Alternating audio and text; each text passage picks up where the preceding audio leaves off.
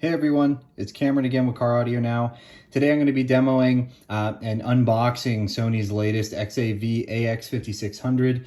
This is the latest version of this head unit.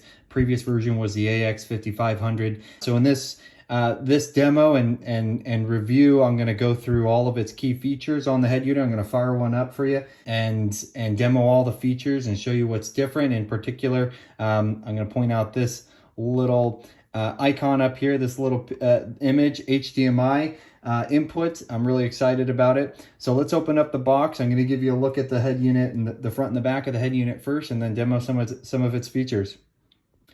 So let's go ahead and take a look at this head unit. I've already pulled it out of the box for you. The first thing to note is obviously the screen. This is a 6.95 inch capacitive touchscreen, and capacitive meaning it's very similar and it's the same technology that's used essentially in your iPhone or your other smartphone device. It looks, feels, and responds like those other types of devices. If you move to the side of this unit, you'll notice right away this is actually a single DIN casing. So basically they've moved from, and a lot of other manufacturers have done this as well, but they've moved from a double DIN to basically a single DIN here, which simplifies the install a bit. It gives you more room in the dash. 10 years ago, double DINs used to be, yay long and, this thick, and you'd have trouble cramming all the cables behind the dash. On the backhand side, you're going to see on the left-hand side, well, let's say the first thing you're going to notice is there's actually two USBs, port 1 and port 2. I'll get more into this when we start demoing the features, but basically one supports music and video, the other one supports just music. But I'll get into that in a moment. On the back here, you have sub output, camera input. You have front and rear. So that's rear, front outputs. This is if you're amplifying your system, or if you have, an existing amplifier and need low voltage outputs. You have your microphone input for phone calls, and then you have your remote for steering wheel controls. And then on the right hand side, you basically have the wire harness. This is where you're going to plug in and wire all of the existing wires to the Sony head unit harness. And then on the right hand side, you have this input. This is for things like Sirius XM modules. So it's a universal input. So that's it. That's the first look at this unit when we pulled out of the box. So let's throw this into my little demo box, fire it up, and start reviewing some of the features. So the first thing I'm going to do for you is turn on the unit. I get a lot of questions from folks asking, how long do these units take to turn on when you turn your car on? Sony has specifically set out to optimize the startup time of these units, and they're pretty quick. So I'm going to turn it on right now and give you a visual of how long it actually takes. So I'm going to plug it into power right now. So this is going to simulate you turning your vehicle on. So see the Sony logo, boom, it's on. Less than 5 to 6 seconds, I'd say. It's pretty quick, and if you throw your vehicle into reverse within that startup time, it's actually gonna default straight to the rear view camera screen and show you your rear view camera as you're backing out instead of the home screen here. So now I've got the head unit on. Let's start walking through some of the features on the face, some of the apps that this unit has. There's a couple of key things to go through. I'm going to start all the way on the left-hand side and work our way to the right. But I'm first going to just start out with the buttons here. You can see these are standard buttons. Volume, there's no volume knob. It's a volume up and down button. You've got your home. This is the default, no matter where you are in the unit. If you click this home button, it's going to put you right here on the home screen. Next, let's go previous and next. These are the typical next and previous buttons for songs and etc. And when you're in the radio. And then option gives you a high level screen of the features and settings. So what inputs you have, I'll demo it right now. So you can see what inputs you have available for sound. and then some of the very high level features and you know, and then a power button. So let's go back to the home page. First thing I'm going to show you is the radio. So here are the radio. Very basic, straightforward. You have, you know, your seek, forward and back. You have independent, like channel by channel selections. You can set up to 18 different presets for FM radio. So you can see on the bottom here, if I go to the next page, it turns into FM2. So there's 3 different pages of presets you can select for FM. And then you obviously can you can switch to AM and FM. Pretty straightforward, nothing really to call out here. I don't actually have the radio antenna hooked in here, so I'm not going to really demo that. I also don't have the Sirius XM module, but I can tell you that this head unit comes ready for Sirius XM. So basically what you have to do is purchase a separate Sirius XM module. I will add that link to the description. But once you have that connected to this unit, you can access all of the channels and everything that you need from Sirius XM directly from the head unit. You know, all the channel configurations, play, pause, volume, and then obviously all your presets. It's just the standard implementation and feature set that comes with pretty much any Sirius XM. It's just a well integrated, you know, feature into this head unit. Next we have Bluetooth. So I'm actually gonna turn the volume down. So when you're in Bluetooth, you know, it basically goes to your music selection. Now I happen to be using Spotify, but you can use your default app on Android or iPhone. It doesn't really matter. Whatever you're using for audio, it's going to play through Bluetooth. That could be SoundCloud, it could be Pandora, it could be Spotify, it could be, you know, just iTunes and the music that's on your phone, no matter what. Pretty basic functions here. You basically have your previous, play, and next. These essentially will go to another artist or a playlist. I think that's more for if you're using the music that's on the device, like iTunes, for example. You know, if I click those buttons while I'm using Spotify, it doesn't really do anything. Pretty basic though. It shows you title and the album, whatever you're listening to. Let's go back. So HDMI, this is where this unit is different from the XAV-AX5600. This year, Sony recently added an HDMI input that's directly on the back side of this unit. So when you wire it, it has to go wire through the dash.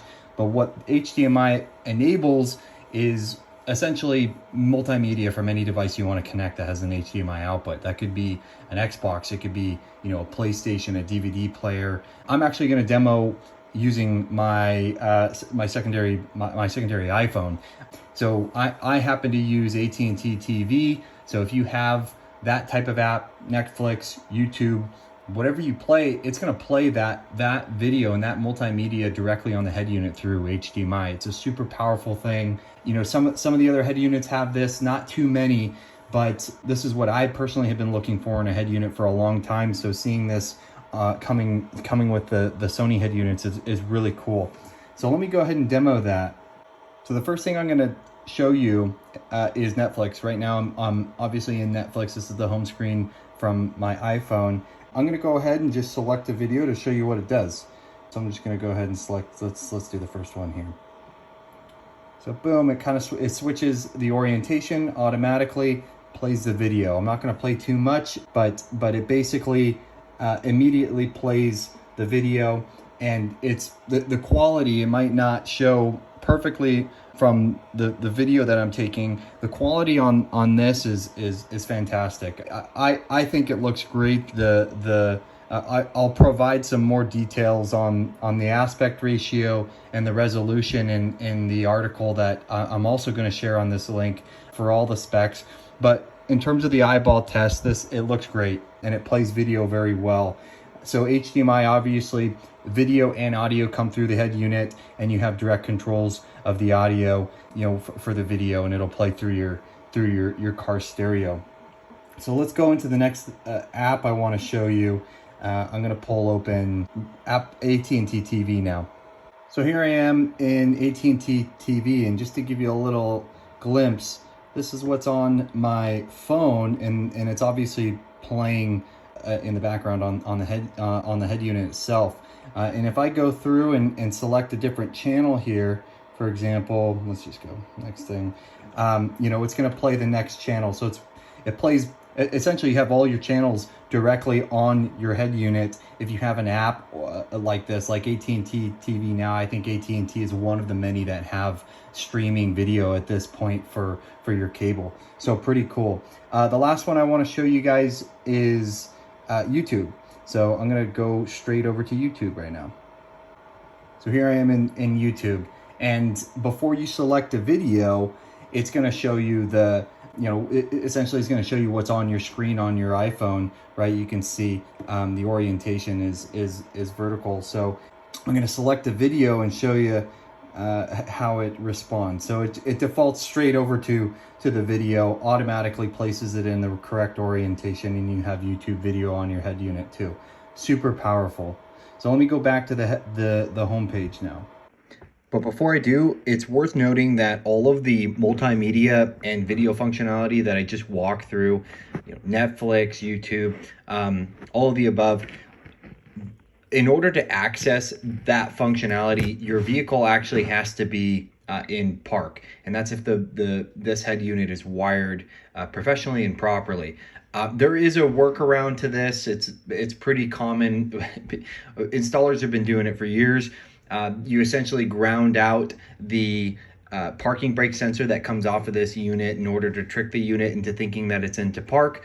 That will enable all of these features while you're driving.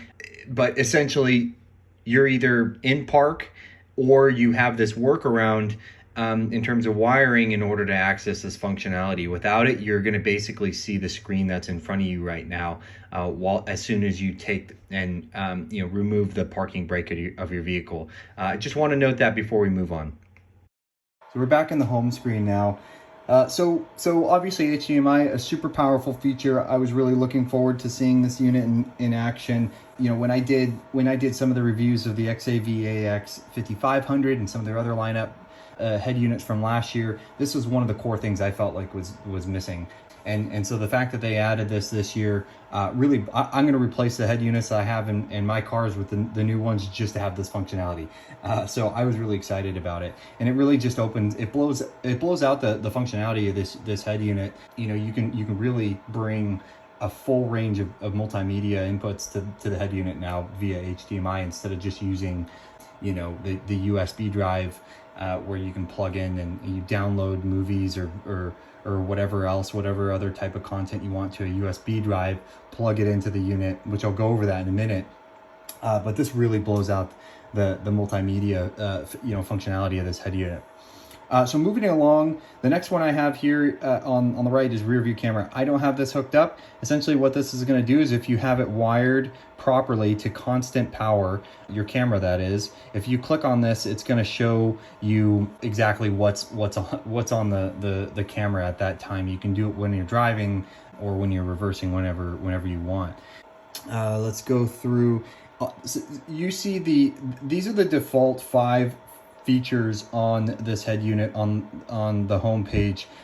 You can see down here there's 2 separate pages. So what I'm going to do is I'm going to scroll to the next page, and you're going to see a setup of 4 new features. This head unit comes with 2 separate inputs for USB, and what you can see here is one is specifically for, well, let's say it's compatible with the USB drive, music and video. So if that USB drive has video on it, that's what that means. The second one is basically just limited to audio is what that means. So you can have 2 separate ones if you just plan on using your iPhone or your USB for music only. You can use USB port 2 if you think you're going to have some form of multimedia or video. You're going to want to use the USB port 1. The next one that you have is phone. Most of the head units today come from the factory with Bluetooth. So the next thing I'm going through is basically wireless phone calls and how it looks on this Sony head unit. So if you click on phone, essentially it's going to bring you to the phone screen. Now you can either make phone calls using your voice activation, call Siri or your Android, and make phone calls by voice commands. But you can also come in here, you can access all of your incoming and outgoing calls. This is a redial. This is your directory or all of your contacts. I won't get into those, but it's basically a list. And then on this button here is just a keypad, right? Where you can make and dial phone numbers directly from the head unit if you don't want to touch your phone. And then you can also preset people to call here if you really want to. It's pretty straightforward. Most of the time you're probably gonna either be using voice command from your phone, or dialing a phone number directly from your phone. But this has the ability to either redial. You can check all your missed calls and outbound calls, and select a person to call using one of these presets or directly from your phone book there. So let's go back out to the home page. Let's get into the settings now.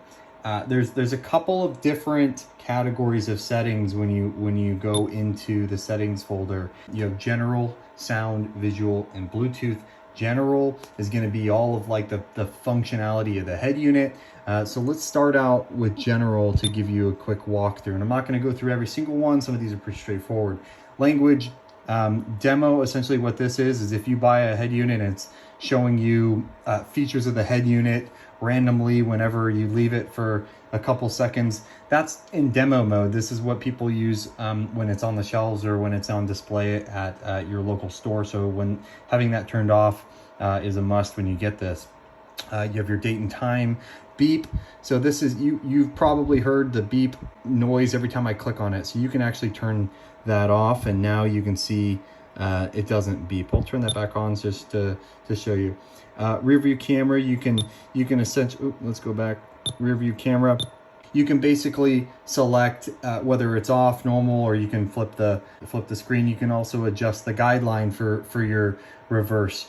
Obviously I don't have this on, but you can shrink or adjust this guideline, bring it closer just to make it specific to your car and where your camera's mounted. This is a cool new feature as well, and it's helpful for those universal cameras because not all camera is installed the same on every single vehicle, especially aftermarket ones. So let's go back and go through steering wheel control.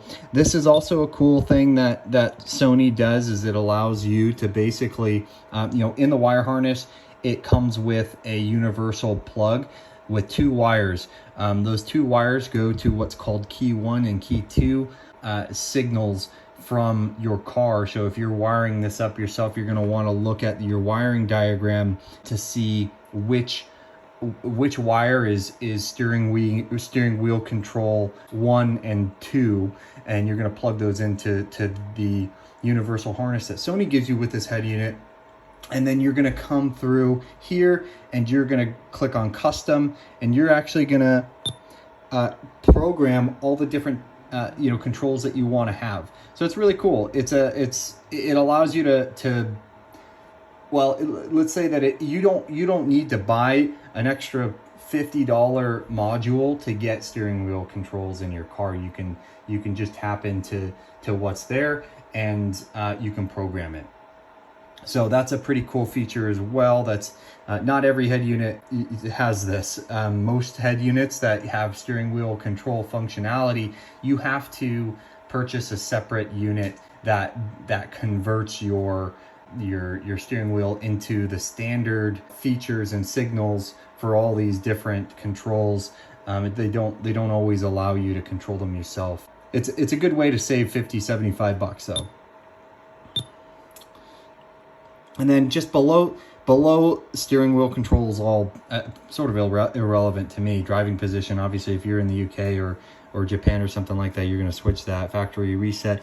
But what's important to call out below here is firmware version and how you can update. So you can essentially go and download and update to your thumb drive, plug in your thumb drive, click on this update and select it, and it'll update the firmware. They're updating their firmware frequently enough to where it might make sense maybe every year or two to go in here and do that. You know, when they first came out with their previous version of this head unit, the 5500, it didn't have like, there was one feature in particular I recall, it didn't have like custom wallpapers.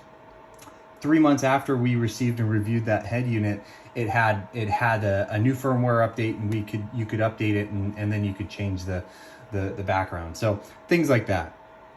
So let's go back out to the settings here, and I'm gonna go next into the sound. So let's click on the sound.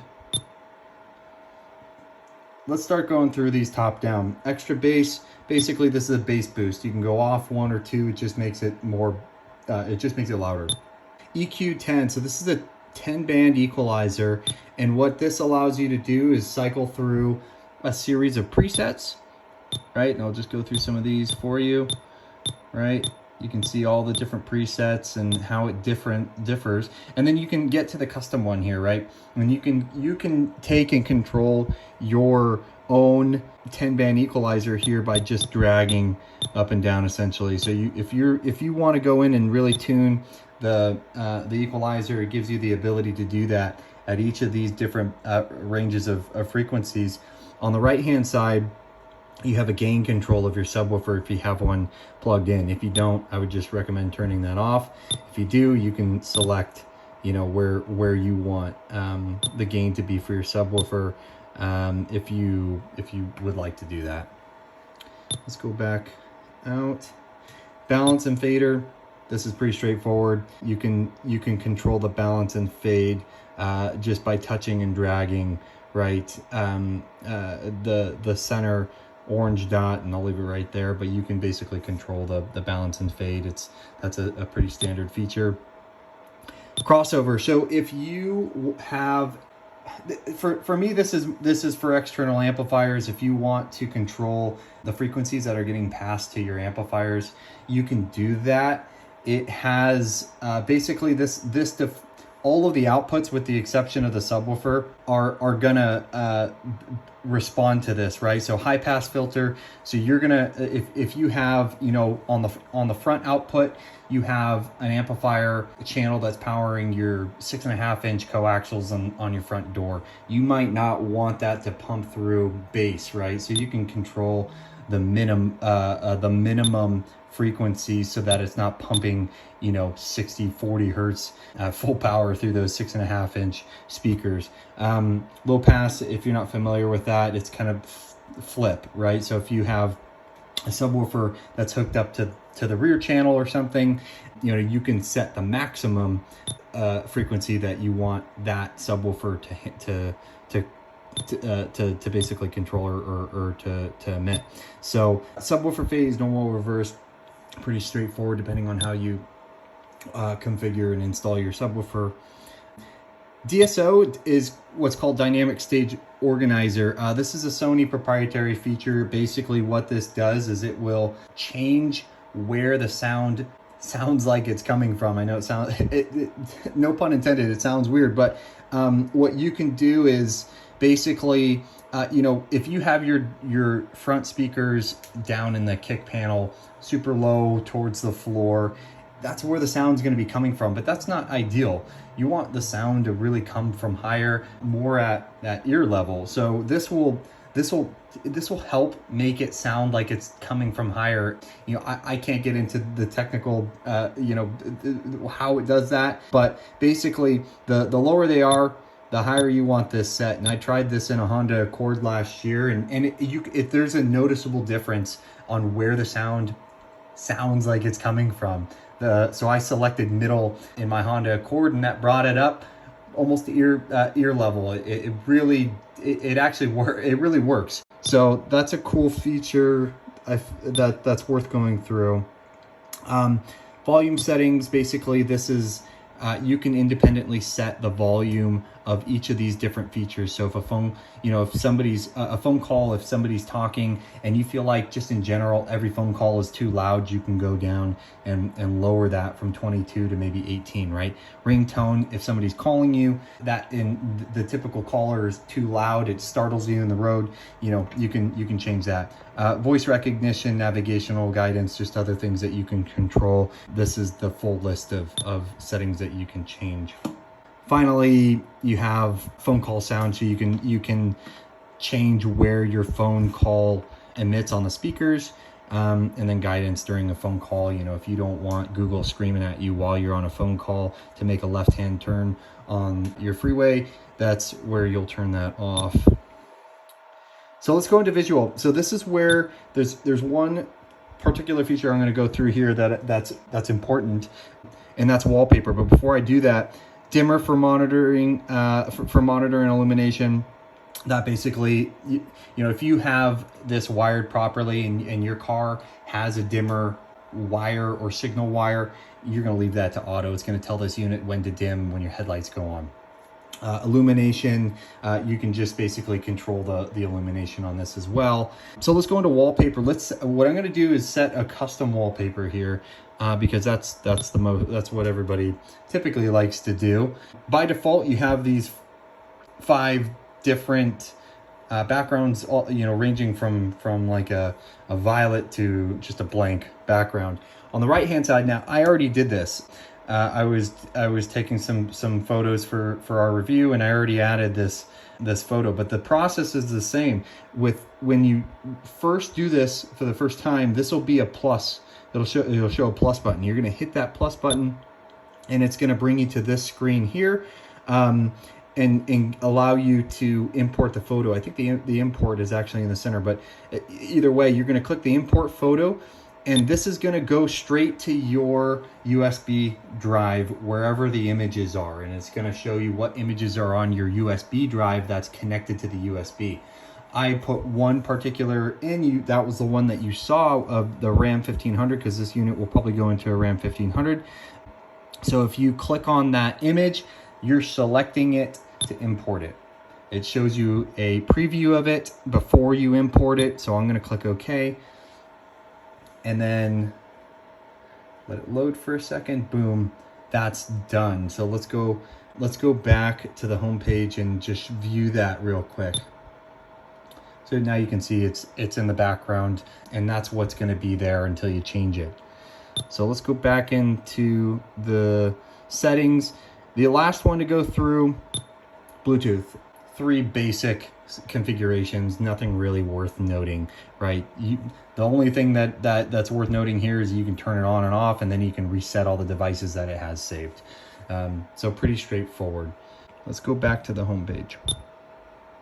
On the top right, it's worth noticing here, when you connected to Bluetooth, these are all your phone, basically directly from your device. So you can see, what signal and your battery power.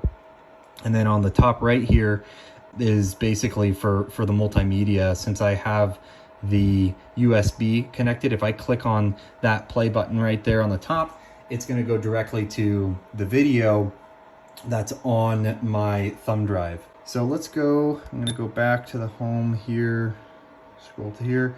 So now the last thing I'm going to show is Apple CarPlay. I don't have an Android device, so I'm just going to demo what it looks like for Apple CarPlay. So I'm going to go ahead and connect my device up here right now. 1 second. Okay, so I have my phone connected now, and you can see this new icon here. Now this is going to be either Apple CarPlay or it's going to be Android Auto, depending on what kind of phone you connect to it. But if I click on this, you're going to go straight into your Apple CarPlay. And when it loads up, Apple CarPlay typically defaults to this screen. It'll probably it defaults back to wherever you left it off. So if I was playing a song on Spotify here, when you connect back to CarPlay, it's going to continue playing that song where you left off when you pulled it when you pulled your phone off before going into the store, for example.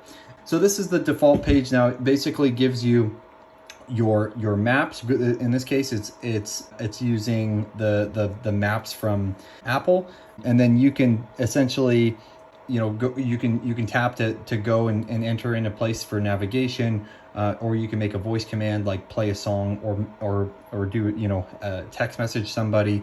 This is a snapshot of what was recently playing on your device last. This happens to be again from Spotify. Spotify is just what I use.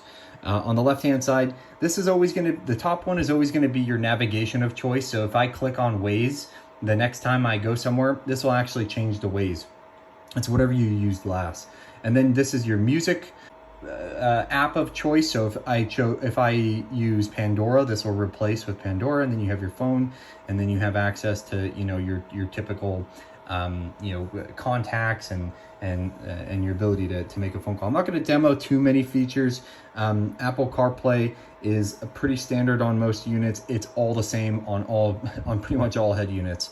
The only other thing here I'll show you is you can navigate through your different apps, right? So that's pretty much it. That's all I'll show you for CarPlay. Just know it's all the same for most every head unit, and it's gonna give you access to a number of Apple specific features. They're basically light versions of all the apps that you'd have on your phone. So let's go back home. That's it. I hope you guys enjoyed this review. If you guys have any questions, post them in the comments. If you like this video, please subscribe to our channel. It helps us out a lot. I'm always trying to do, the reviews of the most recent units that we can get our hands on. So stay tuned for some more reviews. Thanks for watching.